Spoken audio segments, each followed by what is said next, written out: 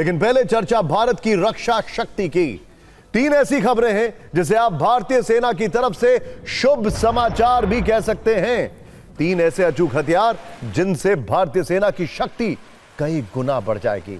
भविष्य में फिर कभी ऑपरेशन सिंदूर 2.0 हुआ तो पाकिस्तान पर जमीन, आसमान और समंदर से और ज्यादा घातक प्रहार की तैयारी रहेगी।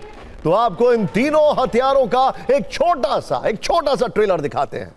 पहला है ब्रह्मोस मिसाइल, जिसके बारे में लेटेस्ट डेवलपमेंट यह है कि भारतीय नौसेना ने 8 एडवांस्ड नेक्स्ट जनरेशन युद्धपोत की डिमांड की है। भारत सरकार जल्द ही इस डिमांड को पूरा कर सकती है। ऐसा हुआ तो इन 8 युद्धपोतों में 8 एक्सटेंडेड रेंज की सुपरसोनिक ब्रह्मोस क्रूज मिसाइलें लगाई जाएंगी।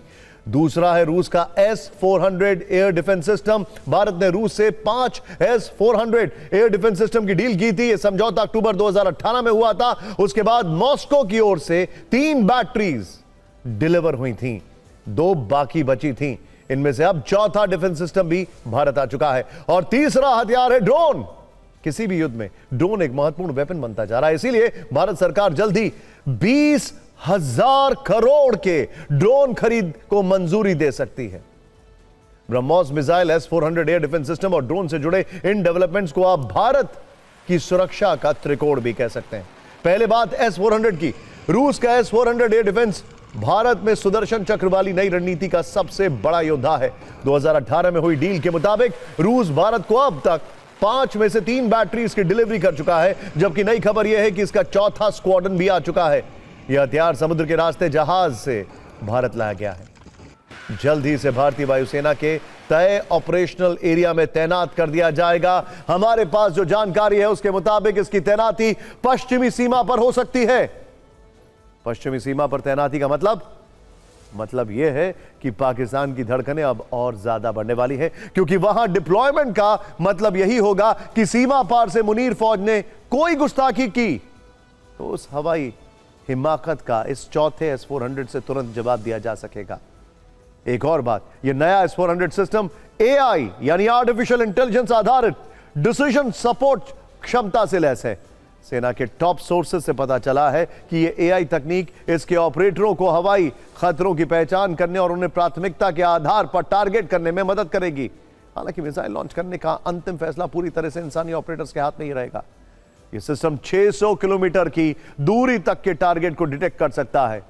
भारत ने रूस से 5 S-400 सिस्टम की डील करीब 40,000 करोड़ रुपए में की थी, जिनमें से 2 की डिलीवरी बाकी थी। रूस यूक्रेन युद्ध के कारण इनमें देरी हो रही थी, लेकिन यह प्रक्रिया फिर से तेज हुई है और खबर यह भी है कि 5वें की डिलीवरी भी इस साल के अंत तक हो जाएगी। इंटरेस्टिंग बात आपको यह भी बता दें कि रशिया की तरफ से ऐसी खबरें हैं कई सोर्सेस के मुताबिक कि रशिया चाहता है जिस तरह भारत और रशिया मिलकर ब्रह्मोस खुद बनाते हैं, उसी तरह भारत और रशिया मिलकर S-500 एयर डिफेंस सिस्टम भी खुद बनाए।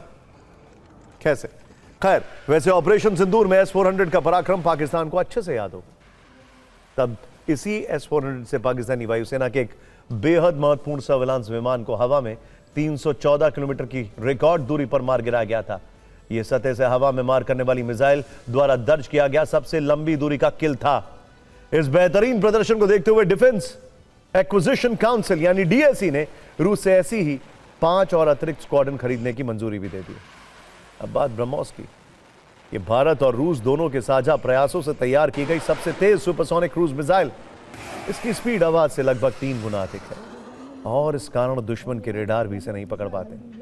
मारक क्षमता लगभग 290 किलोमीटर से शुरू होकर 450 किलोमीटर तक और इसकी बढ़ती हुई एडवांस रेंज करीब 800 किलोमीटर तक मारी जा रही है। और यह आसमान में अपना डायरेक्शन भी चेंज करती है, जिससे एयर डिफेंस सिस्टम को चकमा देती है। सबसे बड़ी बात, इसे जमीन, समंदर और आसमान तीनों से लॉन्च किया जा सकता है। और अब यही ब्रह्मोस नौसेना के लिए गेम चेंजर साबित होने वाली। पहले इस खबर का डिटेल, क्योंकि इस खबर में भारतीय नौसेना की समुद्री ताकत को नई धार देने का ब्रह्मोस वाला प्रयास है। असल में इंडियन नेवी ने सरकार से नेक्स्ट जनरेशन कॉर्वेट यानी एडवांस युद्धपोत की डिमांड की है। यह प्रोजेक्ट करीब 40,000 करोड़ रुपए का है, जिसे कैबिनेट कमेटी ऑन सिक्योरिटी यानी CCS की मंजूरी इस वर्ष मिल सकती है। सूत्रों के अनुसार भारतीय नौसेना इस प्रोजेक्ट के तहत कुल 8 एडवांस नेक्स्ट जनरेशन कॉर्वेट युद्धपोत चाहती है। खबरें हैं कि ये सभी युद्धपोत भारतीय कंपनियां ही बनाएंगी। इन्हें डिस्ट्रीब्यूटेड लिथैलिटी कॉन्सेप्ट पर विकसित किया जाएगा। इसका मतलब यह है कि ये नए युद्धपोत आकार में भले ही छोटे होंगे, लेकिन दुश्मन पर जबरदस्त हमला करने की क्षमता होगी। करीब 3,500 टन वजनी ये कॉर्वेट समुद्र में 32 नॉट्स तक की अधिकतम गति से चल सकेंगे और एक बार सारी जरूरी रसदों को से लोड होने के बाद ये 30 दिनों तक समुद्र में तैनात रह पाएंगे। इन युद्धपोतों की सबसे बड़ी ताकत ब्रह्मोस मिसाइलें होंगी। हर एक कॉर्वेट में 8 एक्सटेंडेड रेंज की ब्रह्मोस सुपरसोनिक क्रूज मिसाइलें तैनात होंगी। यहां पर एक्सटेंडेड रेंज का मतलब है अधिकतम दूरी तक सटीक प्रहार करना और दुश्मन का खात्मा सुनिश्चित करना। लेकिन सिर्फ ब्रह्मोस ही नहीं, इन नए युद्धपोतों में एडवांस एयर डिफेंस सिस्टम भी होंगे। 16 से 32 vertical launch short range surface to air मिसाइलें भी लैस होंगी। AK-630 close in weapon system भी लगाया जाएगा, जो मिसाइलों और दुश्मन के लड़ाकू विमानों को नष्ट करने में सक्षम होगा। और यह युद्धपोत कई तरह के एडवांस सोनार से लैस होने के बाद दुश्मन की पनडुब्बियों के लिए भी बेहद घातक होंगे। कहा जा रहा है कि 2032 तक इस तरह के पहले युद्धपोत को भारतीय नौसेना में शामिल करने की भी उम्मीद है। पाकिस्तान के लिए ब्रह्मोस भी मिसाइल किसी बुरे सपने से कम नहीं।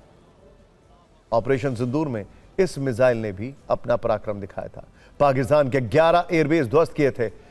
रहीम यार खान बेस इस कदर डैमेज हुआ था कि कहा जा रहा है कि वो आज भी ऑपरेशन नहीं हो पाया। अब आते हैं भारत की ड्रोन शक्ति पर, लेकिन पहले एक ऐसा वीडियो देखिए जो आज के दौर में ड्रोन शक्ति की अहमियत का प्रमाण है।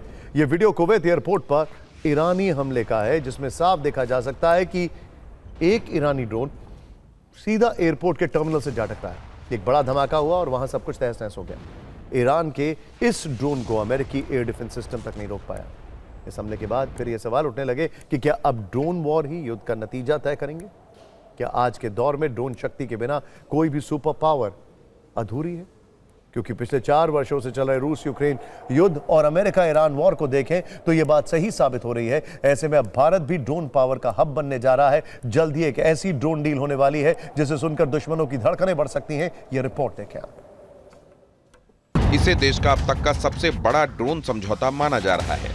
दावा है कि ये डील मेक इन इंडिया के तहत होगी, यानी ज्यादातर स्वदेशी कंपनियों से ड्रोन खरीदे जाएंगे। यानी सब कुछ तेजी से हो सके, इसके लिए फास्ट ट्रैक डील के तहत ड्रोन खरीदने की योजना है। अनुमान है कि अगले 2 वर्ष में ड्रोन की डिलीवरी शुरू हो जाएगी।